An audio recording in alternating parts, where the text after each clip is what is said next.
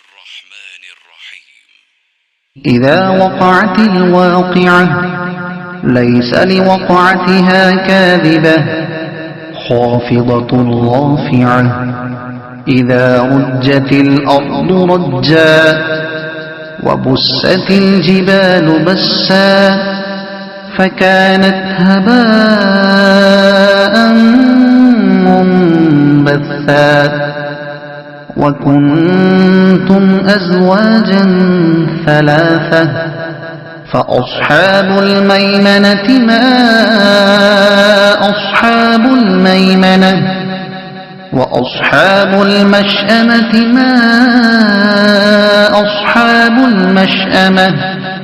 والسابقون السابقون أولئك المقربون في جنات النعيم ثلة من الأولين وقليل من الآخرين على سرر موضونة متكئين عليها متقابلين يطوف عليهم ولدان مخلدون بأكواب وأباريق وكأس من معين لا يصدعون عنها ولا ينزفون وفاكهة مما يتخيرون ولحم طير مما يشتهون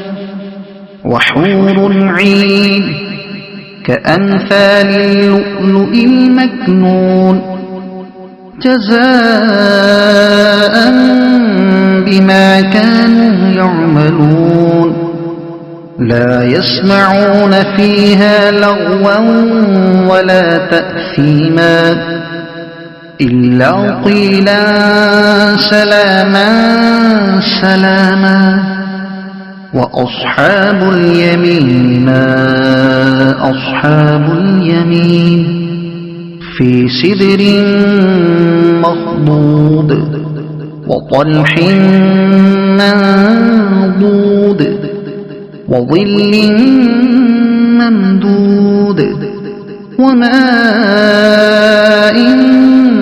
مسكوب وفاكهة كثيرة لا مقطوعة ولا ممنوعة وفرش مرفوعة إنا أنشأناهن إنشاء فجعلناهن أبكارا عربا أترابا لأصحاب اليمين ثلة من الأولين وثلة من الآخرين وأصحاب الشمال ما أصحاب الشمال في سموم وحميم وظل من يحموم لا بارد ولا كريم إنهم كانوا قبل ذلك مترفين وكانوا يصرون على الحنث العظيم وكانوا يقولون أئذا متنا وكنا ترابا وعظاما أئنا لمبعوثون أو آباؤنا الأولون قل إن الأولين والآخرين لمجموعون إلى ميقات يوم معلوم ثم إنكم أيها الضالون المكذبون لآكلون من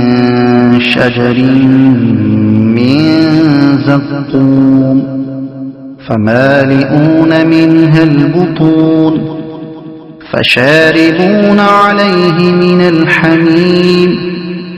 فشاربون شرب الهيم هذا نزلهم يوم الدين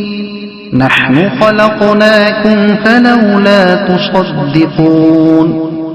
أفرأيتم ما تمنون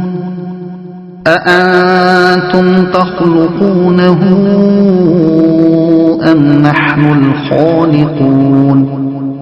نحن قدرنا بينكم الموت وما نحن بمسبوقين على أن نبدل أمثالكم وننشئكم فيما لا تعلمون ولقد علمتم النشأة الأولى فلولا تذكرون أفرأيتم ما تحرثون أأنتم تزرعونه أم نحن الزارعون لو نشاء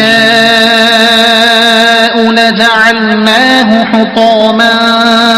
فظلتم تفكهون